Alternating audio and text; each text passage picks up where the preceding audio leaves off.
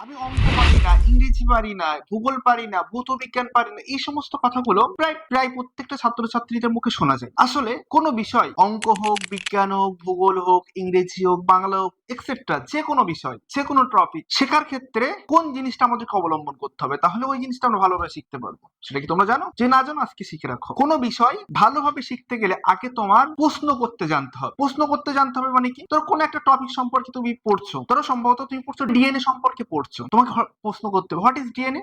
DNA কি? এর কেমন দেখতে? কোথায় থাকে? কি কাজে লাগে? এই যে প্রশ্ন করার সাহস তোমার থাকতে হবে, আর প্রশ্ন তোমার করতেই হবে।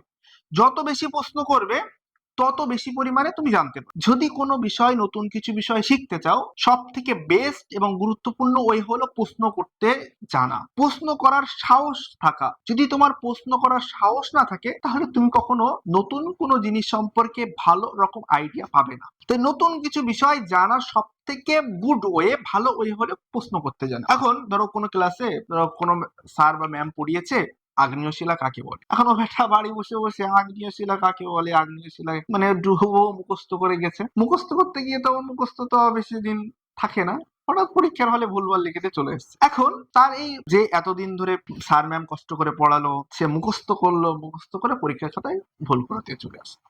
ও পরীক্ষা তো নাম্বার তো পেলো না, দ্বিতীয়ত ওই সম্পর্কে কোনো কিছু জিনিস শিখতেও পারলো না। এই জন্য তোমাদেরকে বলবো, কোনো কিছু বিষয় জানার থাকলে প্রশ্ন করতে হবে।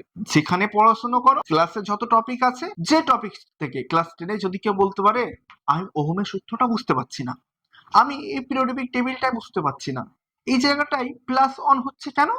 হাইড্রোজেনের মাথায় কেন প্লাস অন? হাইড্রোজেনের জোড়জোতা কেন? কার্বনের জোড়জোতা কেন মানে 4 হচ্ছে? কেন অক্সিজেনের জোড়জোতা 2 হচ্ছে? অক্সিজেন কেমন দেখতে? এর কাজ কি? এই যে এক্সেট্রা এক্সেট্রা, যত বেশি কোশ্চেন তুমি করতে পারবে। এবং প্রত্যেকটা ছাত্রছাত্রীদেরকে, আমি তো এর আগের কোন একটা ভিডিওতে বলেছিলাম, আদর্শ ছাত্র হবার প্রথম বৈশিষ্ট্য হলো প্রশ্ন করার সাহস থাকা। যদি তোমার ভেতরে প্রশ্ন করার সাহস না থাকে, তাহলে তুমি কখনো আদর্শ ছাত্র হতে পারবে না। আদর্শ ছাত্র হতে গেলে অবশ্যই কোশ্চেন করার সাহস রাখতে হবে,